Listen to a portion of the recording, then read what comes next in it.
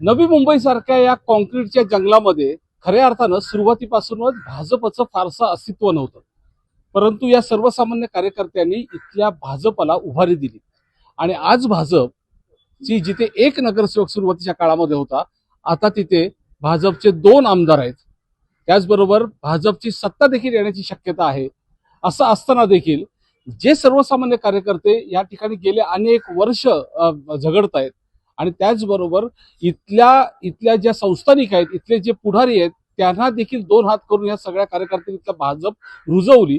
आज त्याच कार्यकर्त्यांवरती आघात झालेला आहे. सर्वसामान्य कार्यकर्त्याला तिकीट नाकारली गेली आहे, मात्र आयाराम जे आलेले आहेत त्या भाजपामध्ये त्यांना सगळ्यांना तिकीट मिळाली.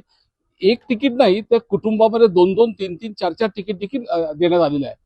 आज हे सगळे कार्यकर्ते नाराज झाले. यामध्ये इच्छुक उमेदवार देखील आहेत, त्याचबरोबर इथले सर्वसामान्य महिला कार्यकर्ते देखील आहेत. त्यांच्यामध्ये एक सल आहे की भाजप हा सर्वसामान्यांचा पक्ष म्हणून मानला जातो, परंतु भाजपने असं का केलं असं सगळ्यांच्या मनात. आपण सगळ्यांशी मतं जाणून घेऊया. काय म्हणा, तुम्ही स्वतः इच्छुक उमेदवार आहेत, खूप मोठ्या प्रमाणात या प्रभागामध्ये कामं केलीत, खर्चही तेवढाच मोठ्या प्रमाणात केलात, अडीअडचणीला सगळ्यांना उपयोगी देखील पडलात. आज तुम्हाला तिकीट नाकारली गेली, काय तुमच्या मनातली भूमिका आहे? नक्कीच गेली 7 वर्ष इथे मनापासून आम्ही काम करत आहोत. भारतीय जनता पार्टीचे कट्टर समर्थक म्हणून आम्ही काम करत आहोत. कोरोना काळामध्ये आम्ही काम केलं आहे. आता तुम्ही सांगितल्याप्रमाणे आम्ही प्रत्येकाच्या आधीनडीला काम केलं आहे आणि अशा वेळेत जर आमचं तिकीट नाकारलं असेल तर नक्कीच किती प्रभाव दिसतोय कोण्या एका कुटुंबाचा, तर ते मला असं वाटतं की हा प्रभाव इथं या अगोदर भारतीय जनता पार्टीमध्ये कधी नव्हता. परंतु आता भारतीय जनता पार्टीची नीतीच सगळी बदललेली आहे असं आम्हाला वाटतंय. काही दिवसापूर्वी इथे आमचे नवनिर्वाचित प्रदेशाध्यक्ष रवींद्र चव्हाणजी इथे आले होते आणि त्यांनी फक्त आणि फक्त मंदाताई समर्थकांपैकी एकच तिकीट फायनल केलं आणि ते म्हणजे दीपक पवार यांचं केलंय. म्हणजे ते फक्त एका तिकीटसाठी आले होते असं आम्हाला वाटतं आणि बाकीची उर्वरित सर्व तिकीट त्यांनी गणेश नाईक समर्थकांना दिलेली आहेत.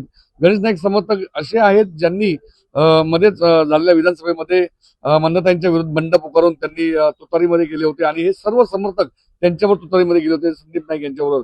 आणि अशा समर्थकांना पक्षामध्ये पुन्हा घेण्याची एक वेळ आली होती की त्यांना घेऊ नये आणि अक्षरशः 6 महिने त्यांना थांबवलं होतं.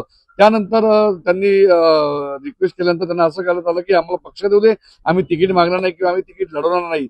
आणि ज्या ठिकाणी मंदाताईंचे समर्थक नसतील किंवा जुना कार्यक्रम नसेल त्या ठिकाणी जर आम्ही गरज असेल तर आम्ही यांना उभं करू असं सांगण्यात आलं होतं आणि अशा एका अटीवर त्यांना घेण्यात आलं होतं. परंतु आता असं चित्र दिसतं ह्या बेडकांनाच तिकीट सगळ्या भेटलेली आहेत.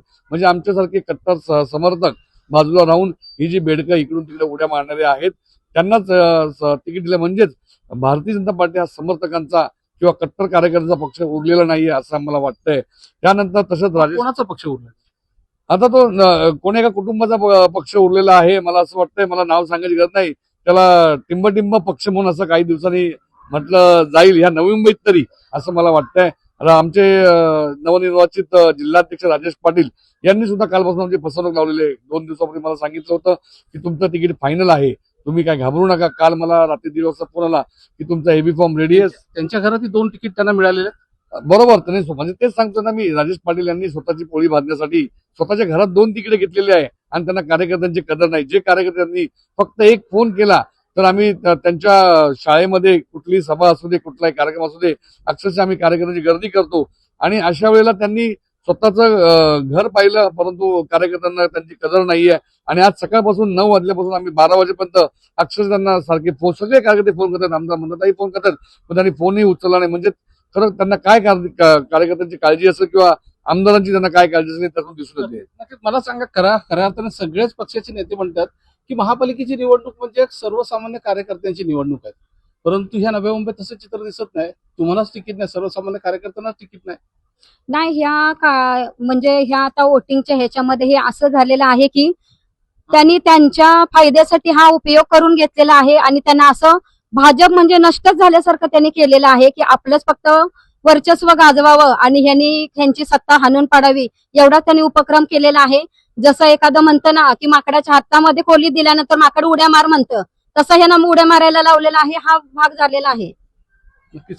तुम्ही काय म्हणाल की तुम्ही एवढी मेहनत गेल्या अनेक दिवसांपासून करता याच दिवसासाठी, याच निवडणुकीसाठी? नाही, ऍक्च्युली 12-13 वर्ष आज आम्ही पक्षामध्ये काम करतोय आणि दादांबरोबर आज आम्ही 7-8 वर्ष काम करतोय. त्यांचं काम आम्ही प्रत्यक्ष पाहिलेलं आहे आणि जर अशी फसवणूक आणि अशी जर घराणेशाही चालत असेल तर हे आम्ही होऊन देणार नाही. आणि कदाचित आज त्यांनी ह्या पक्षातून त्या पक्षात उड्या मारल्यात का, कसं आम्ही विश्वास ठेवणार की ते भाजपमध्ये राहतीलच?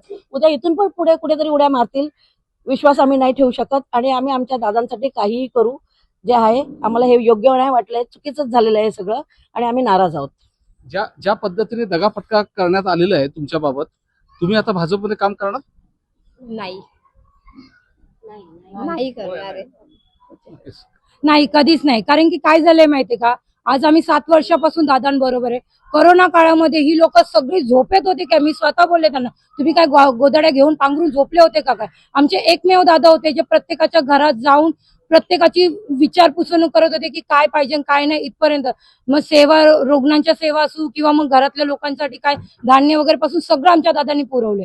आम्ही बाईला खरंच इतका आक्रोशामध्ये आहे ना की भाजप पक्ष खरंच आम्ही ताईंच्या वेळी पण एवढा आम्ही प्रतिसाद केला होता ना की भाषण देऊन देऊन आमचे घसे दुखले होते. दादांना पण माहिती आहे इतकं आम्ही, आणि आम्हाला फक्त पाहिजे होतं की आमच्या दादा, आम्ही फक्त दादांकडे बघून त्यांच्यासाठी एवढं कार्य करत होतो. आज जर दादांना अशी वेळ आली आहे ना तर आम्ही खरंच निषेध करतो भाजप या पक्षाचा. आणि आम्ही दादांना पाठिंबा देतोय की तुम्ही अपेक्षेने उभे राहा, आम्ही तुमच्या मागे आहोत, तुम्ही जिंकणार हे आम्हाला पूर्ण गॅरंटी आहे. कारण की आम्हाला जो पॉझिटिव्ह हे भेटतो, रिस्पॉन्स भेटतो ना, त्यावर आम्हाला गॅरंटी की आमच्या दादा जिंकणार म्हणजे जिंकणार. कोणाच्या बापाची हिंमत नाही की आमच्या दादांना खाली कोण पाडेल म्हणून. नक्कीच. मला सांगा की तुम्ही या ह्याच्यामध्ये काम केलं विधानसभेला, त्यावेळी ते भाजपचं काम केलं, म्हणजे मंदामात्रेंसाठी काम केलं. त्यावेळी मंदामात्रेंच्या विरोधात ज्यांनी काम केलं, म्हणजे तुतारीचं काम केलं, त्यांना आता भाजपने तिकीट दिलंय. तुम्ही त्यांचं काम कराल आता?